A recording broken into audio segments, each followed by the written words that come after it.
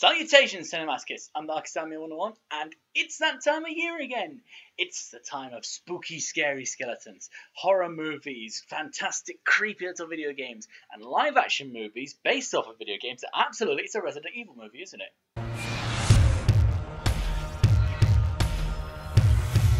Fucking Christ, why do I do this? I mean, seriously, why am I simply compelled to continue reviewing this dumpster fire of a video game movie series? I mean, come on, what else can we expect from these movies at this point other than boredom and Mila Jovovich giving less fucks than a Catholic nun? You know, I expect better things from this movie. It is fucking promised in the title.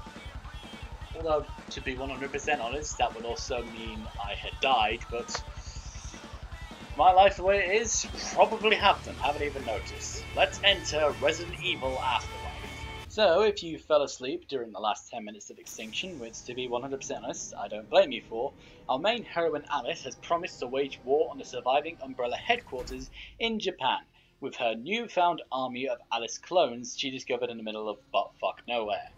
And of course, she's going to war in Japan, so katanas and shurikens. Where does she even find all these weapons? I thought there was an apocalypse in the United States, the kind in Fallout where you're counting your ammunition. And how the balls did she even get away into Japan? 5 seconds in, I'm only asking questions. Yeah, apparently the desert wasteland that the US became at Extinction sorted itself out without massive repercussions for weather systems around the globe. I'm so glad this series has maintained a flawless commitment to internal continuity. Not. The facility, as we saw in Resident Evil Extinction, is controlled by the evil Albert Wesker, who decides that the needs of the many can go fuck themselves, and he evacuates alone as Umbrella is slaughtered by all the Alice clones. Where is he fucking going? Isn't the entire world basically butt-fucked by the T-virus? Actually, I can't believe it's taken me this long to ask this question, but there was an antivirus ready-made, wasn't there? It's being popped like fucking Smarties by all the Umbrella scientists. Why don't they fucking make that shit airborne? I mean, I get they're evil, but this is being a problem to them as well as the rest of the world. What the fuck is with this shit? So, yeah, Wesker uses the MacGuffin from the losers to blow the shit out of the Umbrella base, because an army of Alice clones is a big fucking deal. Which continues this franchise's amazing gimmick of pressing the reset button every time a new movie starts. I mean, it's just wiping the slate clean, so nothing we cared about from the previous movies carry over. Everyone who went into the hive with Alice in the first movie, shot to shit. Everyone who survived Raccoon City in the apocalypse, they're all dead by the end of Extinction. The entire army of Alice clones that were teased in the last movie are all fucking wiped out in the first 10 minutes. Stop introducing new ideas you are never going to flesh out. So as Wesker flies away, main character Alice reveals herself, ready to blow the shit out of Wesker's brains. But she doesn't get the chance to, because why? Is it because A, Wesker surprises her by being a T-virus infected human himself and surprising her with his own psychic abilities? B, the shockwave of the explosion Wesker set off rocks the helicopter, knocking them both off their feet? C, a really cool looking T-virus mutated monstrosity attacks the helicopter? Or is it D, Alice basically just fucks it up by trying to get a cliche action movie line in there? Any last words? For anyone who said D, you win! That's right, she doesn't get a chance to kill Wesker because she had to say a cheesy action movie line. What do you win? How about a movie where your superpowered protagonist gets nerfed like it's the beginning to God of War 3? What's that? You expected a better prize? Well, fuck you. I don't have any money on this show. I have more important things to think about. You know, example. Where the flying fuck I'm gonna hang this? It's about as effective as in God of War 3 as well, because despite losing all her superhuman speed, strength and reflexes, it never affects how she deals with anything in the movie. Like, she jumps from the roof of a goddamn prison later on in this movie and actually walks that shit off like she's goddamn Mega Man. If you want to nerf your main character, then fucking nerf them, alright? Don't just say you're gonna nerf them to artificially add a sense of tension and concern for our main hero. Or is this just your way of realising that you have basically painted yourself into a corner by giving Alice psychic abilities, and this is your way of retconning that shit? So Wesker then kicks the snot out of Alice, but clearly forgot to inflate his autopilot because they end up crashing into Mount Fuji. I do not care what kind of helicopter Umbrella has in their fucking vaults, alright? That is a 2-hour drive at least. What, does Umbrella work with Aperture for some reason? Although having said that, I am now just thinking about fucking Wesker and Cave Johnson having a conversation. I'd pay money to watch that. Miraculously, however, Alice not only survives the crash, which was something she couldn't do when she was souped up on her T-virus powers in the apocalypse, but she also, B, finds a working video camera that doesn't have a flat battery, and C, finds an actual fucking plane and manages to fly it all the way over to fucking Alaska. All of this in the effort to find Arcadia, the safe haven that was talked about in Extinction. What's the bet that it doesn't exist and all the survivors are fucking dead? Well, 1 out of 2 ain't bad, as Alice stumbled across Claire Redfield from Extinction. Although now she's apparently gone feral and has... well, I don't rightly know what the fuck she has on her, to be honest. Like, even the Wikipedia article for the movie describes them as spider-like devices. And there's nothing more I can find on them in terms of actual Resident Evil lore, so it makes me think these were just created here for the sake of hashtag drama. Due to this spider-like device, Claire has amnesia for some reason. It doesn't really add anything to the plot, it wears off, and it's just used to keep all the characters from Extinction out of the story up until the climax. Not to spoil anything, but they literally have to go to Arcadia anyway in the movie, so this is literally just here for a shock reveal later on in the film, and it's not even that much of a shock. It's just a case of them pushing back the plot so it doesn't happen all fast and at once. Which is, you know, fucking bullshit. As is, Alice and Claire fly from Alaska to Los Angeles, where they see a group of casualties on the roof of a prison surrounded by zombies. I don't know why all the zombies in Los Angeles decided they wanted these fucking salted crackers of a cast. No idea why. Look, I don't mean to be rude or anything, but we all just know they're gonna die anyway. They're not gonna see the credits. We should just give them numbers at this point instead of names. The movie knows this as well, so they basically just skip the whole getting to know them portion of the film, and we just get right to that whole Arcadia thing from earlier. Turns out, though, it's actually a ship, not a town. How they have sustainable food on a ship like that, I have no idea, because they ain't got no livestock on there, and fresh fruit and veg ain't gonna last long on a fucking boat. So remember, kids, if you want to survive the zombie apocalypse, a sustainable fuel source is just as important as a fortifiable location in order to defend yourself. You can't defend your location if you're starving to death. Basically, what I'm saying, kids, is become a cannibal. And you'll never run out of food. The group have been trying to get to Arcadia to reach safety, but have no idea how to get there without becoming zombie food. There is, however, one person other than the survivors still in the prison who claims to know a way out. The last inmate. Name's Chris. Yeah, given the fact that you're in that cell, I don't think that con's gonna work for you, Snart. So I'm guessing the way out Chris is supposedly offering is his cold gun locked in storage, or Barry just owes him one. Either way, the survivors and Alice don't trust him enough to let him out. All up until the following morning, where facehugger zombies appear to have taken a right turn at Albuquerque and tunneled into the shower block. Also, for some reason, this dude rocks up.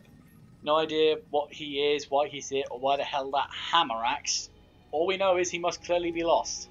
Look, all I'm saying is he doesn't quite fit into the world of these Resident Evil movies, okay? And I'm sure he could have existed in the games. I don't know. I have no idea at this point. He might have existed in games, he might not. All I'm saying is, in the movies, it doesn't really make a whole lot of sense. So, given how everything now appears to be going to shit, the survivors release Chris, and he immediately claims to be Chris Redfield, Claire's brother. So, as we can see, yet again they've just crowbarred in another character from the Resident Evil series with no real consideration as to how it fucking works, okay? They're just making a bloody mess of this. They then split into 3 teams. Alice, Trish, and Casualty 1 goes to the prison armory. Casualty 2, 3, and 5 break into the ground floor garage in order to commandeer an UPV, and Claire and Casualty 4 attempt to maintain the prison security, as well as meeting with Snackhead here. Excuse me, can you tell me how to get to Silent Hill? Just shoot that motherfucker. Oh, come on. Seriously? You're just gonna leave him like that with just a single hole in his head? He's not gonna die if you shoot him in the head, so you might as well have a little bit of fun with it. Here, I'll show you. He looks so much happier now. Casualty number 2, 3 and 5 get into the garage but discover the engine of the UPD was never installed as Alice, Chris and Casualty number 1 swim through a flooded section of the prison in order to get to the armory. There's no real reason for this sequence, by the way. I thought they were going to have some sort of really obnoxious underwater shootouts with a fucking worst camera work in the world, but no, there's nothing. They just swim through, nothing happens, and then Casualty number 1 gets offed off because this movie hates its own original fucking characters. Casualty number 2 then gets shot in the head by Casualty 5, and he and Casualty 3 go onto the roof to take Alice's plane. Casualty 5 leaves Casualty 3 behind and flies up to the Arcadia. The group then decide to escape into the sewers created by the facehugger zombies. And this is the scene I talked about where Alice jumps off the fucking roof of the prison and just Tarzan swings down on a bundle of cables. And she survives. She survives this shit. Yeah, clearly she has been stripped of all her superhuman abilities. I can totally see that. She is so depowered right now. Also, I've been making little hints, winks and nods to video games in this fucking review, but this is the most video gamey moment of the entire movie so far. Alice has made shotgun shells using fucking quarters as shrapnel. Like, seeing those zombies explode in a shower of money, it fills my head. I think I should know this. I should be able to make a joke out of this, but I don't know. Seeing this, it reminds me of something I can't remember. Casualty number 3 disappears at this point. I honestly forget what the flying fuck happened to him. He had no real presence. Chris and Casualty 4 descend into the sewers, but before Alice and Claire can join them, Zack head attacks. It's a pretty forgettable fight scene, to be honest. The only thing I remember from it is just gratuitous slow motion. Like Zack Snyder levels of slow-mo, and with just as much reason as Zack Snyder would, to be honest. And that coin shotgun comes back into play. Wait. I got it. I fucking got it. Yes. I know what it is. I know what this is that reminds me of. Yes, I can make a joke now.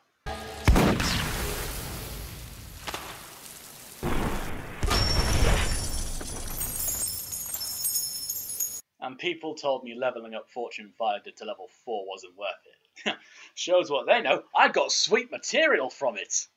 So Alice and Claire join up with Chris. Casualty 4 unfortunately gets murderized. They then, of course, find a speedboat because, you know, Deus Ex Machina, and board the Arcadia, which Claire now conveniently remembers is an umbrella trap.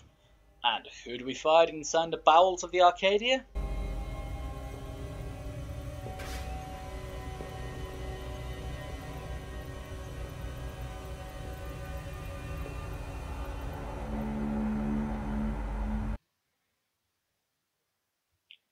Oh, hey, Wesker, jeez.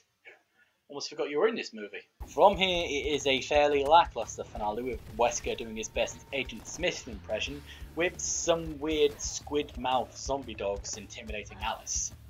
Really? This is probably the worst finale of the entire Resident Evil movie franchise so far. The first movie, there were fucking lickers on a train. The second movie, it was Nemesis. The third, it was a mutated Dr. Isaacs. Here, Wesker keeps saying the T-Virus is fighting him for control and he has to consume fresh DNA in order to retain his human shape. But who wants to see a Resident Evil movie and not see a super buffed out mutated horror? Like, come on Wesker, go full on freak, we don't give a shit. Seriously, this fight scene is just fucking boring. Like, when I was first watching this movie, I was checking my goddamn Twitter. They end up shooting the shit out of Wesker, release all the captured test subjects, Casualty 5 gets eaten by the zombie dogs, and the movie ends with a swarm of Umbrella helicopters flagging down the Arcadia. Well, I can't wait to see how none of this will impact the next movie in any way. Really, what do you expect from this franchise at this point? They're running down a checklist of cliche zombie movie survival scenarios and various other things that work in other zombie media, but sucking all the life and fun out of everything connected to this bland, washed out, uninteresting franchise. I can't even really say it's a good enough movie to watch with some friends whilst drunk. I'll be 100% honest, I couldn't get through this fucking film without alcohol on standby. We have hit that level of bullshit here, people. The only positive thing I can think to say about this movie is the fact that it marks the fact we are now over halfway through this dumpster fire of a movie franchise, and I only have another 2 of these shit shows to sit through, which is why Resident Evil Afterlife gets a dark rating of 15. Any more questions? You know, I am fucking sick of these bullshit films, right? The Resident Evil games cannot be as bad as the movies are painting them out to be, okay? They fucking deserve better than this, right? Okay? You know, I need to see for myself. But, thank you guys so much for watching this review. If you have a suggestion for a future review, please leave it in the comment section below. I've been Darkest101. You have been watching Darkest101 Reviews. Thanks for watching. Happy fucking nightmares.